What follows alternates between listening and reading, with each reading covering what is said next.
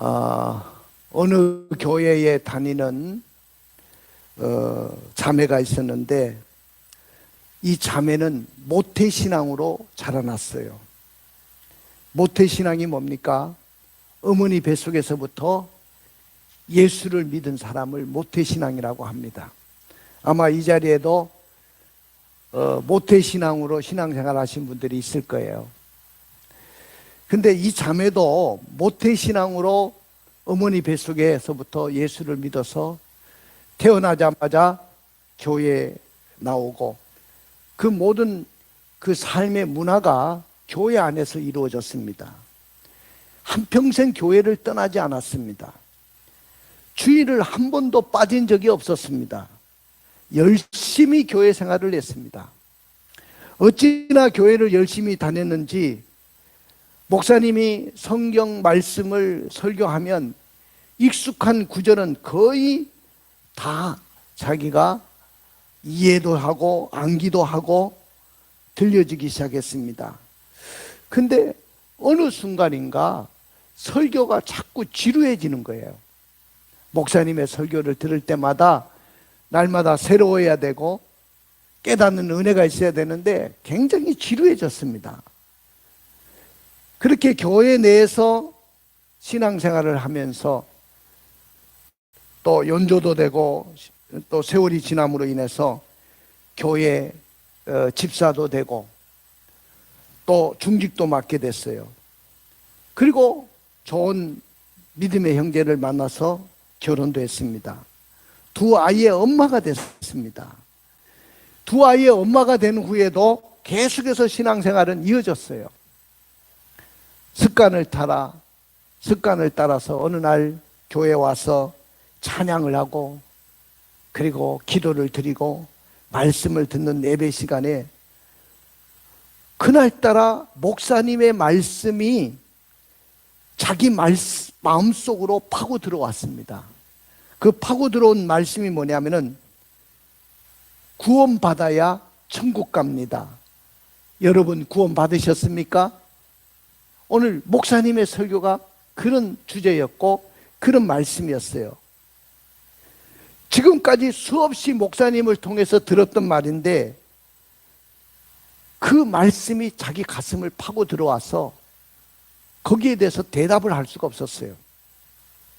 구원을 받아야 천국 갑니다.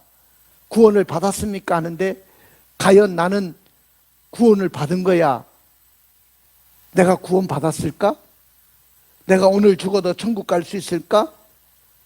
막 이런 마음이 막 생기더라는 거예요. 내가 그동안 신앙생활을 해왔고 모태신앙으로 지금까지 교회 생활을 했지만은 믿음의 확신이 없었구나. 구원의 확신이 없었구나. 이런 생각이 들었습니다. 자신에게 구원받을 만한 믿음이 없음을 고백하지 않을 수가 없었습니다. 그리고 오늘 그 목사님의 설교를 들으면서 주님, 내가 진실로 주님을 영접합니다. 내가 주님을 믿습니다. 나도 천국 가게 해주십시오. 이 고백을 했다는 것이죠. 이날 하나님이 우리에게 주신 구원이 얼마나 엄청난 것인지를 깨달을 수 있었다고 그 자매는 고백하고 있습니다. 그날 이후로 그는 모든 삶이 바뀌었습니다. 신앙생활이 바뀌었습니다. 주님과 동행하는 삶이 얼마나 기쁘고 즐거운 생활인지 늘 감격 속에 살았다고 고백했습니다. 경기도의 한 교회의 자매가 익명으로 올린 간증문에 나오는 이야기입니다.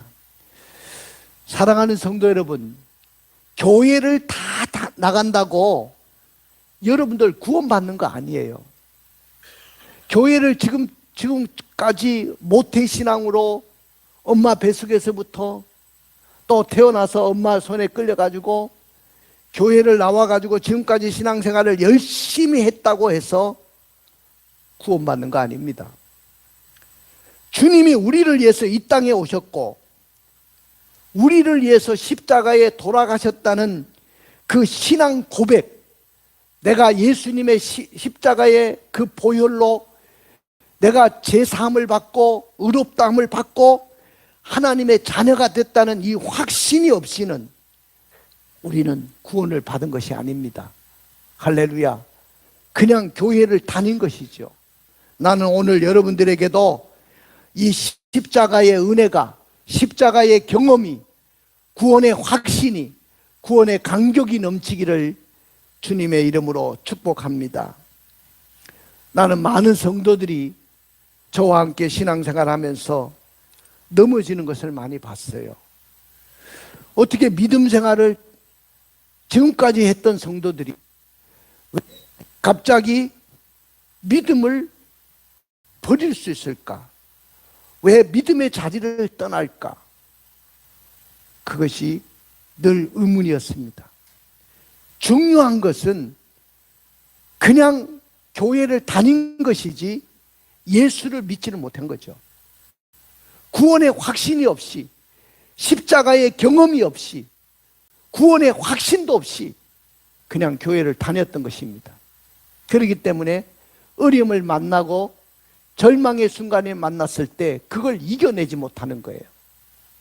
구원의 확신이 있는 사람은, 십자가를 경험한 사람은, 제사함의 용서의 확신을 분명하게 갖고 있는 사람은 어떤 환난과 어떤 어려움이 와도 내 믿음을 지키고 나가게 될 줄로 믿습니다. 할렐루야. 오늘 본문은 예루살렘 공의회가 개최된 그런 배경으로 말씀이 시작됩니다. 여러분들 요새 말하면, 우리로 말한다면 총회와 노예 같은 그런 예루살렘 공의회가, 예루살렘 교회 총회가 열린 거예요. 근데 그 예루살렘 총회가 열리게 되면서 거기에 올려진 의제가 굉장히 중요한 의제가 올려져 있습니다. 여러분들 잘 아시는 대로 지금까지 저의 설교를 들으셨으니까 아시겠지만은 예루살렘에 큰 핍박이 일어났습니다. 스데반 집사의 일로 인해서 많은 성도들이 그 핍박으로 인해서 구브로와 베니게와 안디옥까지 흩어졌어요. 그 흩어진 무명의 그리스도인들이 안디옥에 가서 교회를 세웠고, 그 교회는 엄청난 역사를 이루게 됩니다. 수리아 안디옥에 놀라운 복음의 역사가 일어난 것을 소식을 들은 예루살렘 교회는 바나바를 그 교회 담임 목사로 파송을 해서, 바나바가 그 교회를 담임하면서 다소에서 아무 일도 없이 주님을 만났지만은, 다메섹 도상에서 주님을 만나고 주님을 경험했지만은 거의 10년 동안 아무 일도 하지 않고 그냥 자기 고향 땅에서 시간을 보내고 있는 사도 바울을 자신의 교회로 초청하고 함께 동역을 합니다. 그래서 수리아 안디옥 교회가 엄청나게 부흥을 이루게 되죠. 근데 어느 날 금식하며 기도하고 섬기는 가운데 성령의 음성이 들렸잖아요. 이 두 사람을 따로 세워라. 그리고 안수하여 이방인들에게 선교사로 파송하라는 거예요. 그래서 두 분이 선교사로 파송을 받고 구브로 섬을 통해서, 구브로 섬을 지나가지고 비시디아 안디옥으로, 그 다음에 이고니온으로, 그리고 또 누스드라로, 그 다음에 더베라는 곳에서 반환점을 돌아서 다시 역순으로 자신이 복음을 전했던 지역을 쭉 따라서 형제들에게 다시 복음을 전하고 신방을 하면서 양육을 하고 이제 자기 교회에 오게 됩니다. 수리아 안디옥으로 다시 돌아왔는데 이 교회에 엄청난 문제가 생긴 거예요. 어떤 문제가 생겼냐면은, 자신들이 이제 선교 보고를 했겠죠. 이방인들 가운데 이방인들이 예수 믿고 돌아오고 이방인들 가운데 놀라운 역사가 일어나고 이방 땅에도 교회가 세워지고 하나님의 역사가 일어났다고 선교 보고를 했을 때 그때 많은 사람들이 그걸 다 액면 그대로 선교 보고를 받은 게 아니고 오늘 여기 본문에 보면 자 우리 1절에 한번 읽어볼까요? 어떤 사람들이 유대로부터 내려와서 형제들을 가르치되 너희가 모세의 법대로 할례를 받지 아니하면 능히 구원을 받지 못하리라 하니. 자, 어떤 사람들 중에는 어떤 사람들이 일어나가지고 유대로부터 내려와가지고 형제들을 가르치기 시작하는데 너희가 모세의 율법을 지키지 않으면 그리고 모세가 명한 할례를 받지 아니하면 할례는 남자아이들이 태어난 지 8일 만에 할례를 받는 거예요. 이스라엘 사람들은 그 할례를 받지 아니하면 구원을 받지 못하리라. 그러니까 오늘 이 사람들의 구원의 조건이 뭡니까? 구원의 조건이 예수를 믿으면 구원받는다는 것이 아니고 율법을 행해야 되고 할례를 받아야 구원을 받는다는 조건을 제시한 거예요. 이건 엄청난 사건이죠. 할례를 행하고 또 율법을 지켜야 된다는 것은 다시 구약 시대로 돌아가는 것이고 예수님이 이 땅에 오신 목적을 완전히 부정하는 것이죠. 이런 사건이 일어나 가지고 이 문제를 예루살렘 교회에 요청하게 됩니다. 그래 가지고 이 문제에 대해서 바울과 바나바와 그리고 사도와 장로님들까지도 그 예루살렘 교회에 파송하기로 결정을 합니다. 자, 그래 가지고 예루살렘 교회에 오게 돼 가지고 이제 예루살렘 교회 공의회가 정식 의제로 이 문제, 진짜 모세의 율법을 지키고 구약 시대처럼 할례를 지켜야 구원을 받는지 이 문제를 다루기 위해서 예루살렘 공의회가 열리게 된 것입니다. 오늘 이 시대의 교회가 공의회의 역할을 제대로 하고 있습니까? 우리 총회도 대한예수교 장로회 우리 합동 측 총회는 이 대한민국에서 가장 큰 교단, 장자교단이고 또 그 시야에 많은 노예들이 있는데 정말로 이 공의회가 제대로 사명을 감당하고 제대로 역할을 하고 있습니까? 공의회의 역할은 대단히 중요한 것입니다. 공의회가 어떤 결정을 내리느냐 이것은 성도들의 신앙을 좌우하게 돼 있어요. 앞으로 9월 달이면 우리 총회도 열리게 될 것입니다. 그 총회에서의 결정은 우리 한국교회를 좌우하게 될 거예요. 얼마나 중요한 역할인지 모릅니다. 자, 오늘 그래서 저의 설교 제목이 뭐냐면은 따라해 봅시다. 주 예수의 은혜로 구원을 받는다. 뭐로 구원을 받아요? 주 예수의 은혜로 구원을 받습니다. 오늘 이걸 꼭 여러분들 가슴에 새기고 가시기를 주님의 이름으로 축복을 드립니다. 주 예수의 은혜로 구원을 받는다는 거예요. 그러나 오늘 여기에 보니까 예루살렘에서 온 유대인들이나 또 바리새파 유대인들은 이방인에게도 할례를 행하고 모세의 율법을 준수해야 된다고 주장을 하고 있었습니다. 그래야 구원을 받는다는 거예요. 자, 이런 주장을 만약에 받아들인다면 모세의 율법을 지켜야 되고 또 두 번째는 할례를 행해야 구원을 받는다고 합시다. 그 주장을 받아들이게 된다면 어떤 일이 일어날까요? 첫째는 복음 전도에서 아득하게 멀어질 수밖에 없을 것입니다. 복음 전도에서 아득하게 멀 수밖에 없어요. 복음 전도라는 게 뭐예요? 복음이라는 것이 뭡니까? 예수님의 십자가와 예수님의 부활을 믿어야 내가 구원을 받는다는 거예요. 여러분들 어릴 때부터 저한테 설교를 듣고 또 수도 없이 설교를 들었을 거예요. 목사님이 한 번도 구약의 율법을 지켜야 할례를 받아야 구원을 받는다고 설교한 적이 없을 거예요. 여러분들은 예수를 믿어야 구원을 받는 줄로 믿습니다. 예수님의 그 십자가의 보혈의 피가 여러분들에게 믿어져야 된다, 그 말이죠.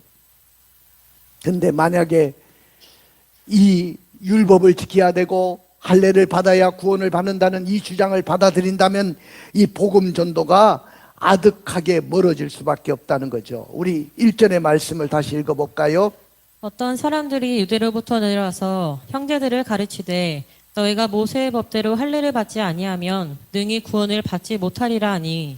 그렇죠. 유대로부터 내려온 사람들이 형제들을 가르치기 시작하는데 모세의 법대로 할례를 행해야 되고 모세의 율법을 지키지 아니하면 능히 구원을 받을 수 없다.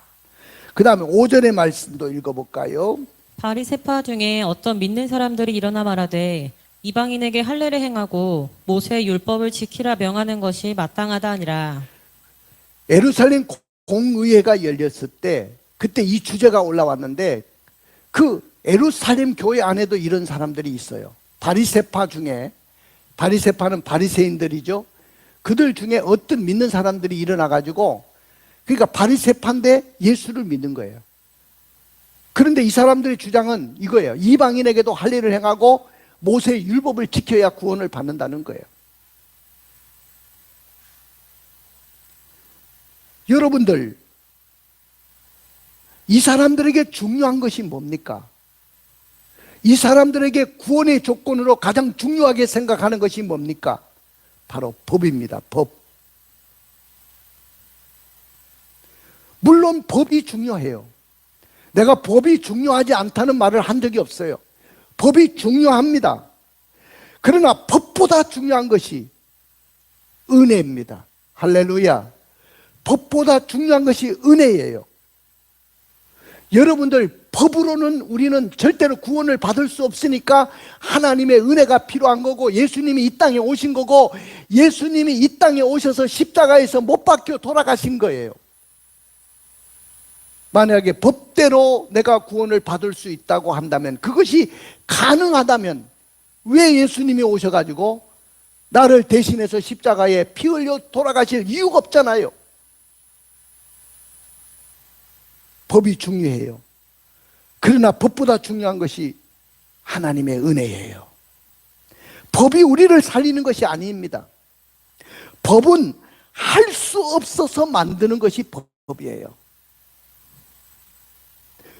여러분들, 법의 노예가 돼서는 안 돼요. 지금 우리나라는 법의 노예가 됐어요. 우리 입법부가 모든 것을 법으로 만들어서 해결하려고 하는 것입니다.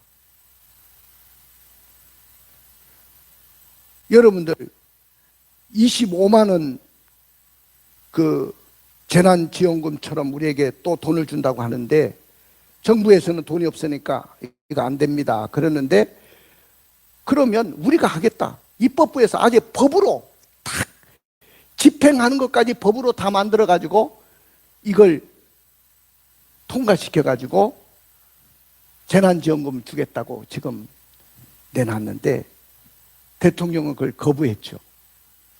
근데 이거는 헌법에 이연 소지가 분명히 있는 겁니다. 왜냐하면 모든 재정을 집행하는 곳은 행정부에서 하는 것이지, 법으로 만들어서 입법부가 그것까지 다 할 의무는 없는 거죠. 그것이 잘못된 거잖아요. 그러니까 지금 우리 시대는 법을 만들면, 어떤 거든지 법을 만들면 다 가능하다고 생각을 합니다. 그러나 사랑하는 성도 여러분, 법보다도 하나님의 은혜인 줄로 믿습니다. 법으로 이야기하면 우리는 전부 다 저주받을 사람이고, 법으로 이야기한다면 우리는 천국의 문턱도 갈 수가 없고, 법으로 이야기한다면 우리는 전부 다 좌절되는 사람들이에요. 그런데 하나님의 은혜로 우리는 구원을 받은 거예요. 하나님의 은혜가 아니면은 우리는 이 자리에 나올 수도 없고 예수 앞에 감히 누가 나와서 예배를 드릴 수 있겠습니까? 여러분들, 구원은 법으로 해결되는 것이 아닙니다. 이 사람들의 신앙은 법에 의해서 구원을 받겠다는 것이고, 할례 의식을 통해서 구원을 받겠다는 거예요. 이 구원은 완전할 수도 없고 가능한 사람이 아무도 없어요. 불가능한 거예요. 자, 갈라디아서 2장 16절에 그 이야기를 하고 있어요. 읽어볼까요? 사람이 의롭게 되는 것은 율법의 행위로 말미암음이 아니요 오직 예수 그리스도를 믿음으로 말미암는 줄 알므로 우리도 그리스도 예수를 믿나니 이는 우리가 율법의 행위로서가 아니고 그리스도를 믿음으로써 의롭다함을 얻으려 함이라. 율법의 행위로서는 의롭다함을 얻을 육체가 없느니라. 여기에 비교되는 단어가 나오는죠. 우리가 의롭게 되는 것은, 다시 말하면 우리가 죄 없이 인정받는 것은 율법의 행위냐 아니면 믿음이냐는 거예요. 율법의 행위로 내가 죄 없이 용서받을 수 있느냐, 아니면은 믿음으로, 예수 그리스도를 믿음으로 내가 의롭다고 죄 없이 용서받을 수 있느냐는 거죠. 그런데 율법의 행위로는 의롭다함을 받을 육체가 있다고 했어요, 없다고 했어요? 없느니라. 할렐루야. 왜 율법으로는 의롭다함을, 죄를 용서받을 육체가 없다고 했느냐 하면은, 어느 누구도 율법을 완벽하게 지킨 사람이 없다는 거예요. 구약시대 그렇게 많은 사람들이, 모세도 그렇고 아브람도 그렇고 율법을 이야기했지만은, 모세를 통해서 시내산에서 율법을 받았지만은 모세조차도 그 율법을 완벽하게 지킬 수가 없었다는 거예요. 그러면 자신들도 완벽하게 지키지 못하는데 어떻게 그것이 구원의 조건이 되겠습니까? 여러분들, 율법의 행위로 구원을 받는다. 어느 선까지 여러분들이 율법적인 행위를 해야 구원을 받을까요? 자, 100가지 중에서 613가지인데 율법이, 그 613가지 중에서 한 가지만 지키지 못해도 율법을 다 못 지킨 거예요. 근데 거의 다 못 지켜요. 거의 다. 여러분들, 유대인들, 그 구약시대 사람들 거의 다 지키지 못했어요. 지키지 못할 법을, 그걸 구원의 조건으로 그들은 고수했단 말이죠. 그런데 예수 그리스도가 이 땅에 오셔가지고 나를 위해서 십자가에서 피를 흘리시고 죽으셨고 구원의 길까지 열어놓으셨는데, 또다시 구약으로 돌아가서 율법을 지켜야 되고 할례를 받는다? 이 주장을 한다고 한다면 우리는 구원에서 멀어질 수밖에 없고 복음에서 멀어질 수밖에 없다, 그 말이죠. 사랑하는 성도 여러분, 우리는 끊임없이 두 가지 싸움을 하고 있는 거예요, 신앙생활에. 내 노력으로 구원받는 것일까요? 아니면 하나님의 은혜로 구원을 받는 것일까요? 내 노력으로 구원받는 게 아니고 하나님의 은혜로 구원을 받는 거예요. 내가 뭐를 해가지고 내가 열심히 예배 생활하고 열심히 기도 생활하고 열심히 봉사해가지고 구원을 받는 겁니까? 공짜로 구원을 받는 것입니까? 공짜로 받았어요. 여기 구원받은 사람들 중에 목사님부터 시작해서 여러분들 다 공짜로 받은 거예요. 행위로 받은 사람 아무도 없어요. 내가 열심히 했기 때문에 내가 구원을 받았다고 생각하면 안 돼요. 이해가 되시죠? 이것이 분명하면 절대로 신앙이 흔들리지 않는 거예요. 내가 열심히 행함으로 내가 구원을 받았다고 한다면 오늘도 내가 믿음이 떨어지면 나는 구원에서 멀어진 거예요.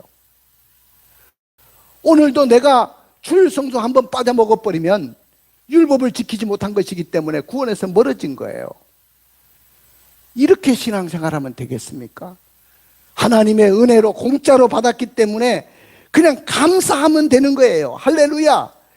내가 한 것이 없어요. 내가 노력한 것이 없어요. 내가 뭘 행해가지고 받은 것이 없어요. 다만 나를 위해서 십자가에서 죽으신 그 예수를 믿었기 때문에 내가 구원을 받은 거예요.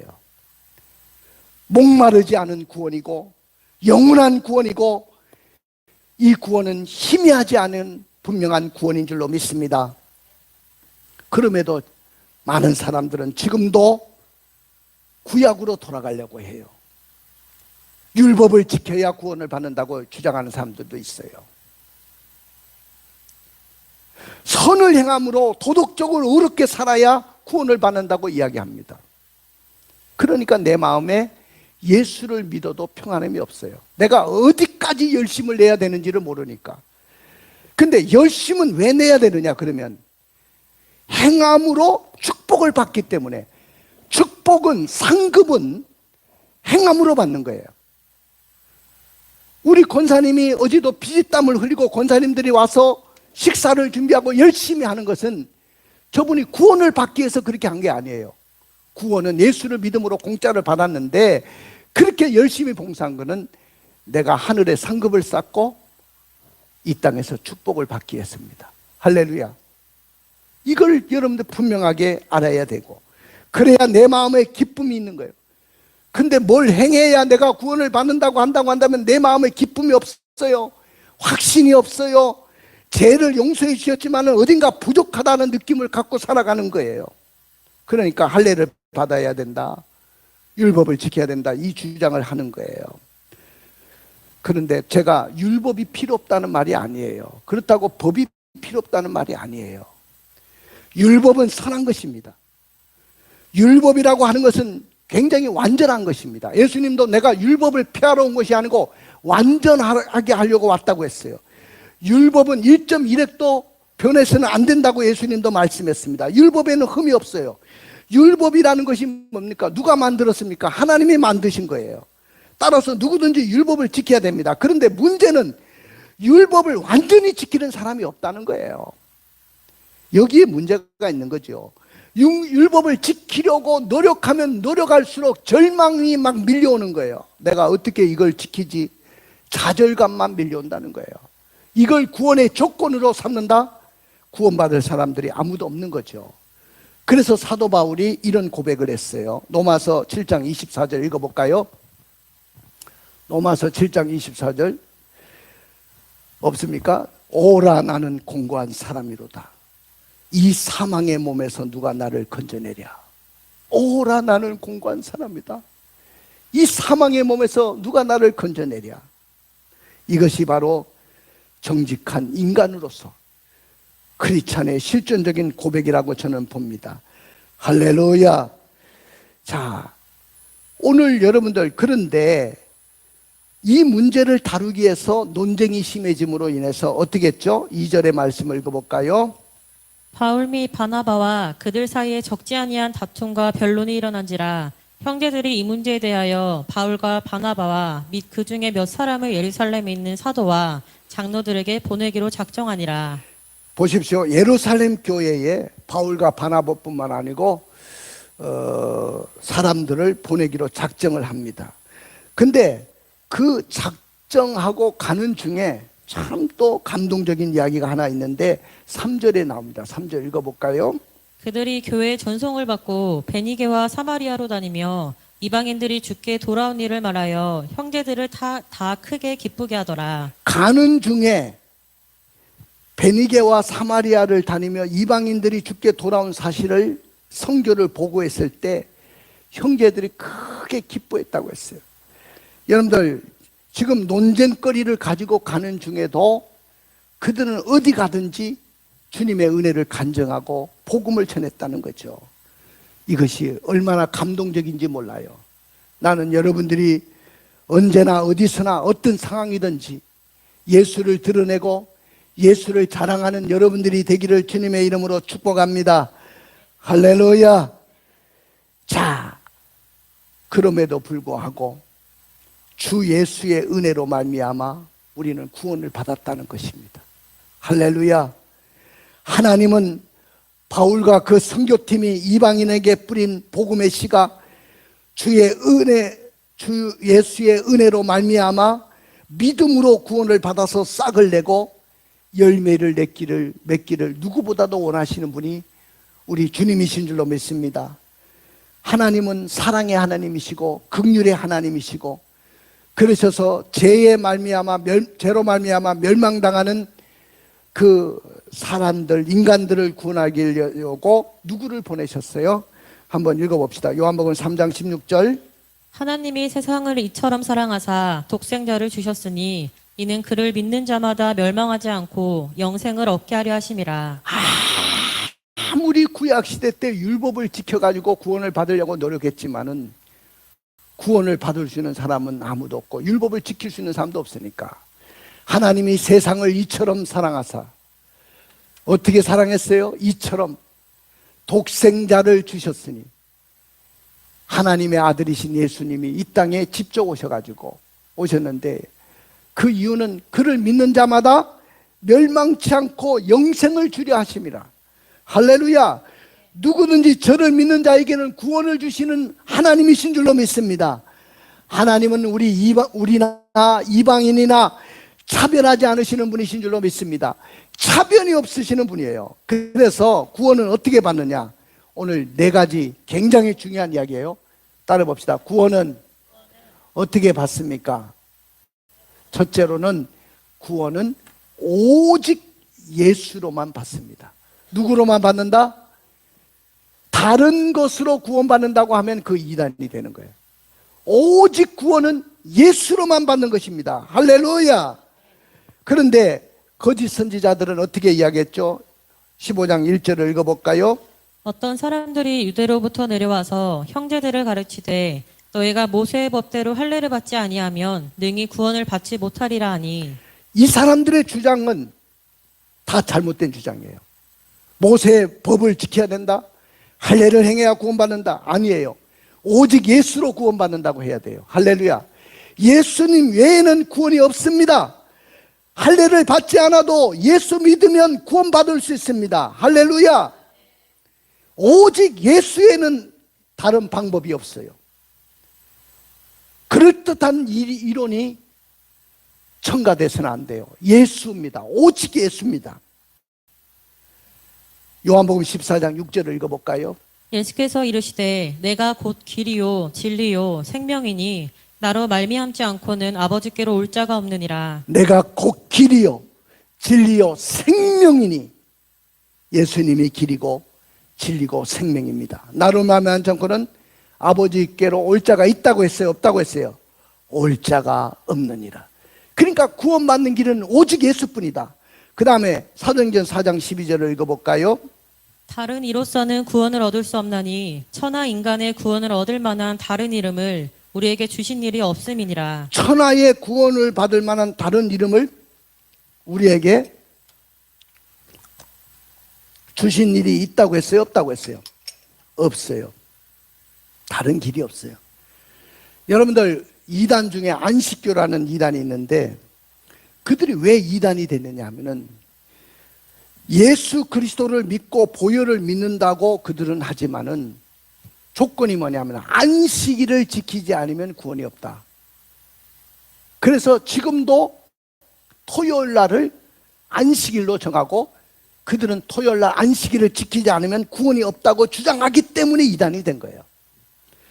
여러분들 로마 가톨릭 성당, 로마 가톨릭은요 예수 외에 마리아를 첨가시키려고 하고 있어요. 가톨릭 성당에 다니는 상당수의 사람들은 마리아 구주론을 믿고 있습니다. 예수님 외에도 마리아를 통해서도 구원받을 수 있다. 왜? 성모니까. 하나님의 어머니니까 그 성모 마리아를 믿어도 구원을 받는다. 그래서 예수님과 마리아의 공동 구주 교린을 추진했는데 교황청에서 그 신학위원회가 있는데 거기서 이걸 부결시켰어요. 다행히 부결됐어요. 그러나 그들의 정서는 마리아를 통해서도 구원받는다고 주장을 하고 있어요. 그래서 저는 로마 가톨릭을 이단 중에 이단이라고 그렇게 저는 확신하고 있는 사람 중에 한 사람이에요. 여러분 디모데전서 4장 1절을 읽어볼까요? 그러나 성령이 밝히 말씀하시기를 후일에 어떤 사람들이 믿음에서 떠나 미혹하는 영과 귀신의 가르침을 따르리라 하셨으니 여러분 절대로 믿음에서 떠나서 미혹하는 영과 귀신의 가르침을 따라야 돼요?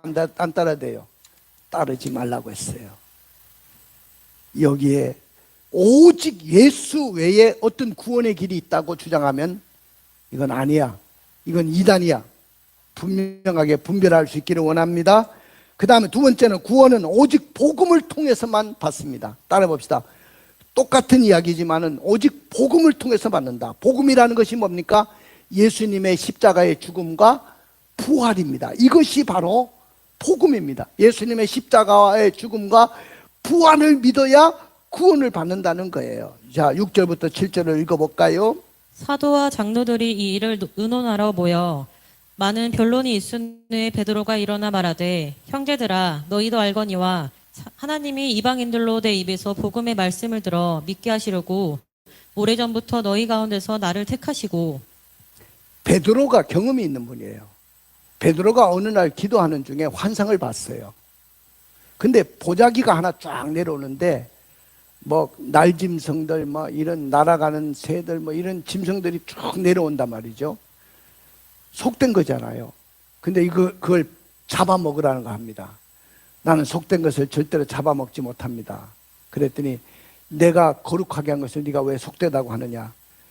내가 저 요바에서 사람을 보낼 것인데 그 사람들을 따라서 너 가거라. 그래서 이제 순종하고 갔더니 거기 사람들이 모였는데 고넬료라는 로마의 백부장이 자기 가족들과 친지들과 이웃들과 친구들을 가득 모아놨어요. 그런데 베드로가 가니까 막 하나님이 온 것처럼 막 절을 막 하려고 하니까 이 사람들아 나도 사람이다. 절대 절하지 마세요. 그리고 복음을 전하고 말씀을 전하는데 유대인들에게 똑같은 성령이 그들에게 내리더라는 거예요. 이방인들에게도. 이거 이상하네. 우리 유대인들만 구원이 있다고 생각했는데 이방 사람들에게도 저 로마 사람들에게도 복음을 들으니까 성령이 내리네. 내가 세례를 주는 것을 금하지 않겠다. 그러고 물로 세례를 베풉니다. 이 경험이 있기 때문에 그 이야기를 하는 거예요. 하나님이 이방인들로 내 입에서 복음의 말씀을 들어 믿게 하시려고 오래전부터 너희 가운데서 나를 택했다. 그러면서 베드로가 하는 말이 이방인들에게도 구원이 있다고 말씀을 하는 거예요.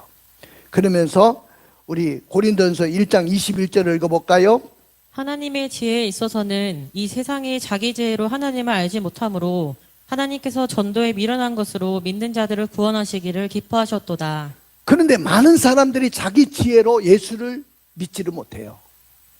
예수 믿는 것이 쉽지 않아요. 그러니까 전도에 미련한 것을 통해서 왜 전도를 하느냐? 그 전도에 미련한 것 때문에 복음이 전해지는 거예요. 우리는 지금 날씨 더워서 전도 못 하는데 그때 우리 이암 수술 받으러 가신 그분도 전도 현장에서 만난 분이에요. 전도 현장에서 왕성교회 복음을 전했을 때 왕성교회 가봐야 되겠다. 그 마음을 가지고 오셨다고 하잖아요. 그러니까 전도에 미련한 것으로 믿는 자들을 구원하게 한다는 거예요. 그래서 로마서 10장 14절 15절에는 이렇게 이야기했어요. 읽어볼까요?